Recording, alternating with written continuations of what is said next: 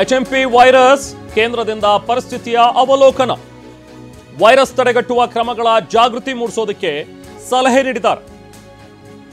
ರಾಜ್ಯಗಳಿಗೆ ಸಲಹೆ ನೀಡಿದೆ ಕೇಂದ್ರ ಆರೋಗ್ಯ ಇಲಾಖೆ. ನಿನ್ನೆ ಆರೋಗ್ಯ ಇಲಾಖೆ ಕಾರ್ಯದರ್ಶಿಯಿಂದ ಸಭೆ ನಡೆದಿದೆ.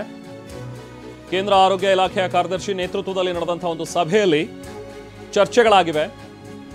ಯಾವ ರೀತಿಯಾಗಿ ಕ್ರಮಗಳನ್ನು ಕೈಗೊಳ್ಳಬೇಕು, ಮುನ್ನೆಚ್ಚರಿಕೆ ಯಾವ ರೀತಿ ತೆಗೆದುಕೊಳ್ಬೇಕು, ಈ ಸೋಂಕು ವಿಪರೀತವಾಗಿ ಹರಡದೇ ಇರೋ ರೀತಿಯಲ್ಲಿ ಏನೇನು ಕ್ರಮಗಳಾಗಬೇಕು ಅನ್ನುವಂಥದ್ರ ಬಗ್ಗೆ ಚರ್ಚೆಯಾಗಿದೆ. ಎಲ್ಲ ರಾಜ್ಯಗಳ ಆರೋಗ್ಯ ಇಲಾಖೆ ಕಾರ್ಯದರ್ಶಿಗಳು ಇದರಲ್ಲಿ ಭಾಗಿಯಾಗಿದ್ರು. ಈ ಸಭೆಯಲ್ಲಿ ಪ್ರಸ್ತುತ ಪರಿಸ್ಥಿತಿಯ ಅವಲೋಕನ ಆಗಿದೆ.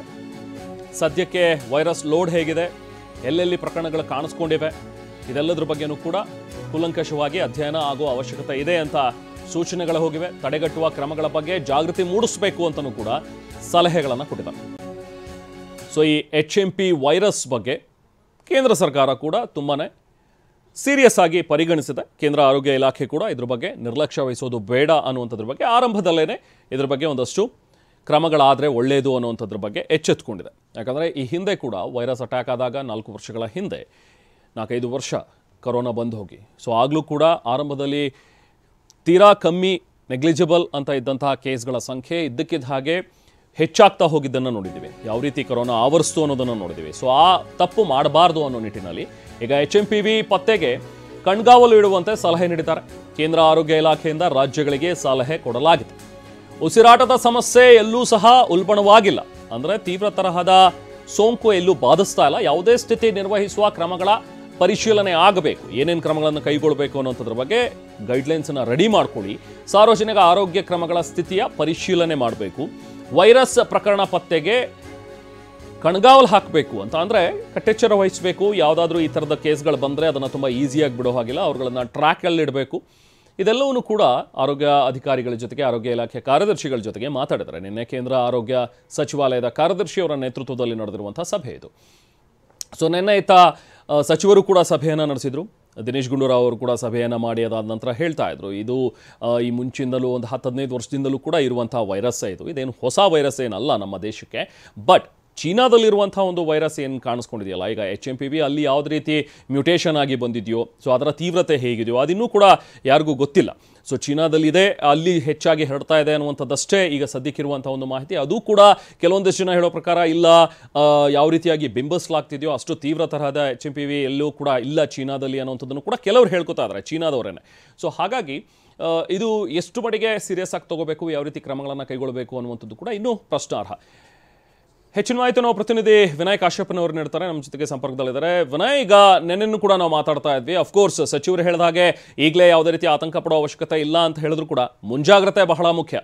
ಯಾಕಂದರೆ ಈ ಹಿಂದಿನ ಪ್ರಕರಣಗಳು ಸಾಕಷ್ಟು ಇವೆ ನಮಗೆ ಎಕ್ಸಾಂಪಲ್ಸು. ಅಲ್ಲಿ ನಿರ್ಲಕ್ಷ್ಯ ತೋರಿದ ಹಾಗೆ ಇಲ್ಲಿ ಏನಾದರೂ ನಿರ್ಲಕ್ಷ್ಯ ತೋರಿದ್ರೆ ಡೇಂಜರಸ್, ಖಂಡಿತವಾಗ್ಲೂ ಸಿಚುವೇಶನ್ಸ್ ಉಲ್ಬಣ ಆಗಬಹುದು. ಸೊ ಹಾಗಾಗಿ ಈಗ ಕೇಂದ್ರ ಆರೋಗ್ಯ ಇಲಾಖೆ ಕೂಡ ಎಚ್ಚೆತ್ತುಕೊಂಡಿದೆ.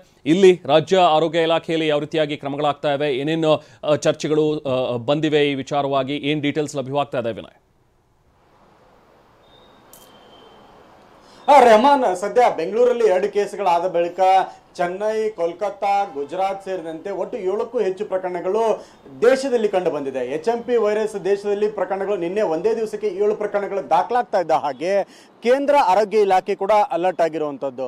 Ministry of health welfare secretary ಆಗಿರುವಂಥ ಅಪೂರ್ವ ಚಂದ್ರ ಅವರ ನೇತೃತ್ವದಲ್ಲೂ ಕೂಡ ನಿನ್ನೆ ಒಂದು ಸಭೆ ಆಗಿದೆ. ಸಭೆಯಲ್ಲಿ ಎಲ್ಲ ರಾಜ್ಯದ ಕಾರ್ಯದರ್ಶಿಗಳು, ಆರೋಗ್ಯ ಇಲಾಖೆಯ ಪ್ರಧಾನ ಕಾರ್ಯದರ್ಶಿಗಳು ಕೂಡ ಈ ಸಭೆಯಲ್ಲಿ ಭಾಗಿಯಾಗಿದ್ದಾರೆ. ಎಲ್ಲ ರಾಜ್ಯದ ಕಾರ್ಯದರ್ಶಿಗಳು ಜೊತೆಗೆ ಮಿನಿಸ್ಟ್ರಿ ಆಫ್ ಹೆಲ್ತ್ ವೆಲ್ಫೇರ್ನ ಕಾರ್ಯದರ್ಶಿ ಆಗಿರುವ ಅಪೂರ್ವ ಚಂದ್ರ ಅವರ ನೇತೃತ್ವದಲ್ಲಿ ಒಂದು ಸಭೆ ಆಗಿದೆ. ಸಭೆಯಲ್ಲಿ ಕೆಲವೊಂದಿಷ್ಟು ವಿಚಾರಗಳ ಬಗ್ಗೆ ಕೂಡ ಚರ್ಚೆ ಮಾತಾಡ್ತೇನೆ. ಒಂದು ನಿಮಿಷ. ಭಾರತೀಯ ಮಕ್ಕಳ ವೈದ್ಯರ ಸಂಘದ ಅಧ್ಯಕ್ಷರಾಗಿರುವಂತಹ ಡಾಕ್ಟರ್ ಬಸವರಾಜ್ ಅವರು ನಮ್ಮ ಜೊತೆ ಇದ್ದಾರೆ, ಮಾತಾಡೋಣ. ನಮಸ್ತೆ ಡಾಕ್ಟ್ರೆ.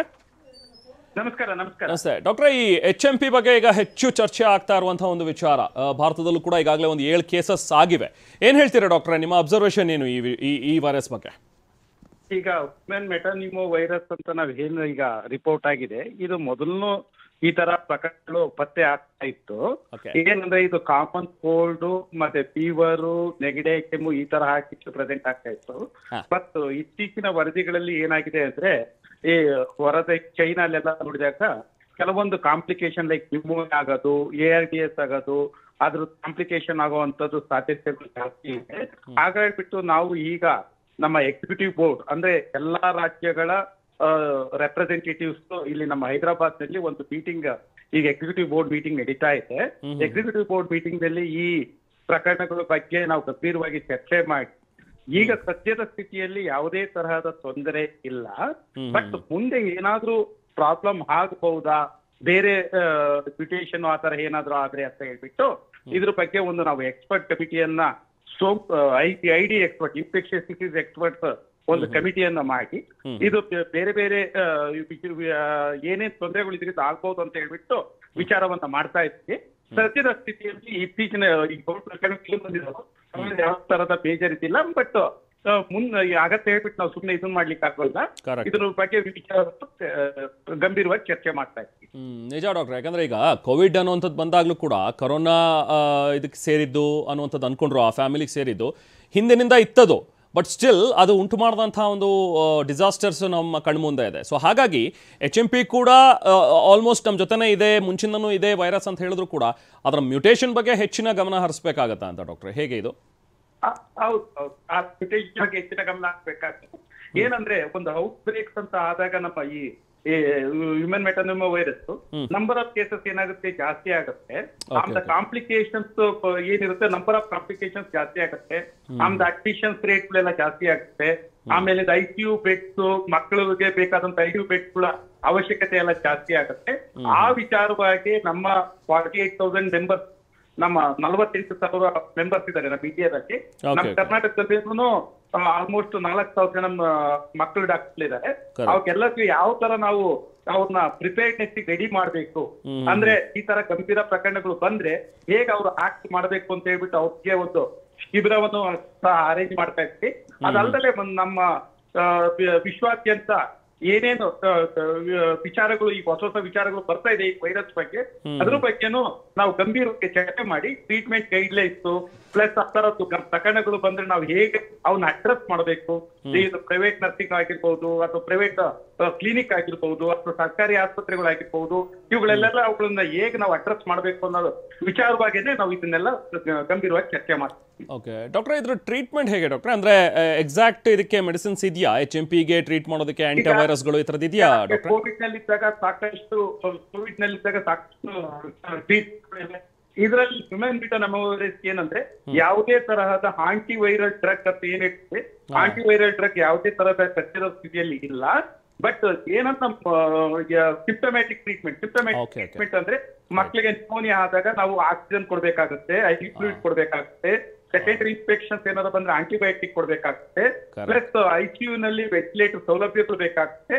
ಇವುಗಳ ಬಗ್ಗೆ ಗಂಭೀರವಾಗಿ ಇದನ್ನ ಚರ್ಚೆ ಮಾಡ್ತಾರೆ. ಓಕೆ, ಅಂದ್ರೆ ಎಸ್ಪೆಷಲಿ ಇದು ಕಿಡ್ಸ್ ಅಲ್ಲೇನಾ ಡಾಕ್ಟರ್? ಅಂದ್ರೆ ಅರೌಂಡ್ ವಾಟ್ ಏಜ್ ಎಕ್ಸಾಕ್ಟ್ಲಿ ಇಷ್ಟರ ಒಳಗೆ? ಎರಡು ಏಜ್ ಗ್ರೂಪ್ ಅಲ್ಲಿ ಇದು ಬರುತ್ತೆ. ಒಂದು ಚಿಕ್ಕ ಮಕ್ಕಳಲ್ಲಿ ಇದು ಬಹಳ ಗಂಭೀರವಾಗಿ ಬರುತ್ತೆ, ಯಾಕೆಂದ್ರೆ ಅವುಗಳಲ್ಲಿ ಇಮ್ಯುನಿಟಿಯನ್ನು ಡೆವಲಪ್ ಆಗಿರುತ್ತೆ, ಎಸ್ಪೆಷಲಿ 5 ವರ್ಷದ ಕೆಳಗಡೆ ಇದ್ದಾಗ ಅಪ್ ಟು ಇದ್ರಲ್ಲಿ. ಆಮೇಲೆ ಮತ್ತೆ ಈ ಏಜ್ ಡೆವಲಪ್ ಆದಂತೆ ಈ ಕೋಲ್ಡ್ ಏಜ್ ಅಲ್ಲಿ ಇಮ್ಯುನಿಟಿ ಏನಾಗಿರುತ್ತೆ, ಕಡಿಮೆ ಆಗಿರುತ್ತೆ, ಅವ್ರ ಬರುತ್ತೆ. ಮತ್ತೆ ಏನಾದ್ರೂ ಅವರು ಕೋಮಾರ್ಬಿಡಿಟಿ ಅಂದ್ರೆ ಸಕ್ಕರೆ ಕಾಯಿಲೆ ಇರ್ಬಹುದು, ಅಥವಾ ಲಿವರ್ ಡಿಸಾರ್ಡರ್ ಇರ್ಬಹುದು, ಅಥವಾ ಲಂಗ್ ಡಿಸಾರ್ಡರ್ ಇರ್ಬಹುದು, ಆ ತರದ್ದು ಏನಾದ್ರು ಇದ್ರೆ ಅವುಗಳಲ್ಲಿ ಜಾಸ್ತಿ ಆಗೋ ಸಾಧ್ಯತೆ ಇರುತ್ತೆ complications.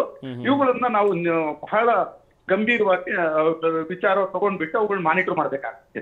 Okay okay doctor, out of curiosity ಒಂದು ಕೇಳ್ತೀನಿ. ಈಗಾಗಲೇ ಕೋವಿಡ್ ಅನ್ನ ನೋಡಿದ್ದೀವಿ, ಅದನ್ನ ಎಷ್ಟೋ ಜನಕ್ಕೆ ಅಸಿಂಪ್ಟಮೆಟಿಕ್ ಆಗಿ ಹೋಗಿರೋರು ಕೂಡ ಸಾಕಷ್ಟು ಜನ ಇದ್ದಾರೆ, ಬಂದು ಹೋಗಿರುತ್ತೆ ಗೊತ್ತೇ ಇರೋದಿಲ್ಲ. ಸೊ ಹಾಗಾಗಿ ಒಂದು ಹರ್ಡ್ ಇಮ್ಯುನಿಟಿ ವೈರಲ್ಸ್ಗಳ ಬಗ್ಗೆ ಡೆವಲಪ್ ಆಗಿರುತ್ತಾ? ಸೊ ಈ ಥರದ HMP ಕೂಡ ಹೆಚ್ಚು ಬಾಧಿಸೋದಿಲ್ವಾ ಅಂತ ಟೈಮ್ನಲ್ಲಿ ಈ ಹರ್ಡ್ ಇಮ್ಯುನಿಟಿಯಿಂದಾಗಿ, ಈ ಕರೋನಾದಿಂದಾಗಿ ಆಗಿರುವಂಥದ್ದು, ಇದಕ್ಕೇನಾದರೂ ಹೆಲ್ಪ್ ಆಗತ್ತಾ ಅಂತ ಡಾಕ್ಟ್ರೆ? ಹೌದು, ಇದನ್ನ ಹರ್ಡ್ ಇಮ್ಯುನಿಟಿ ಅಂತ ನಾವೇನ್ ಹೇಳ್ತೀವಿ ಅಂದ್ರೆ ನಂಬರ್ ಆಫ್ ಮಕ್ಕಳುಗಳು ಜಾಸ್ತಿ ಅಫೆಕ್ಟ್ ಆದಾಗ, ಆಮೇಲೆ ಅವುಗಳಲ್ಲಿ ಇಮ್ಯುನಿಟಿ ಡೆವಲಪ್ ಆದಾಗ ಹರ್ಡ್ ಇಮ್ಯುನಿಟಿ ಡೆವಲಪ್ ಆಗುತ್ತೆ. ಇವುಗಳಲ್ಲಿ ಇದು ಬಹಳ ಇನ್ನು too early to say that herd immunity, so we have to be carefully, we should watch. ಅಚ್ಚಾ, ಓಕೆ. ಈಗ ಸ್ಟೇಟ್ ಆರೋಗ್ಯ ಇಲಾಖೆ ಆಗಲಿ ಅಥವಾ ಸೆಂಟ್ರಲ್ ಆರೋಗ್ಯ ಇಲಾಖೆ ಆಗಲಿ ಏನಾದರೂ ಗೈಡ್ಲೈನ್ಸ್ ಆ ಥರದ್ದು ಏನಾದ್ರು ಪಾಸ್ ಮಾಡಿದೆಯಾ ಡಾಕ್ಟ್ರೆ, ಅಥವಾ ಇನ್ನು ಮುಂದೆ ಟ್ರೈ ಮಾಡಬೇಕಾ? ನಾವು ಸಾರಿ ಅಂತ ಏನ್ ಹೇಳ್ತಿದ್ವು, severe acute respiratory infections guidelines already ಅದೇ ಗೈಡ್ಲೈನ್ಸ್ ನ ಸದ್ಯಕ್ಕೆ ಫಾಲೋ ಮಾಡಿದ್ರೆ, ಬಟ್ ವಿಚಾರವನ್ನ ಸುದೀರ್ಘವಾಗಿ ಚರ್ಚೆ ಮಾಡಿದಾಗ. Okay doctor, thank you so much ಡಾಕ್ಟ್ರೆ, ನೀವು ನಮ್ಮ ಜೊತೆ ಮಾತಾಡಿದ್ರೆ. Thank you.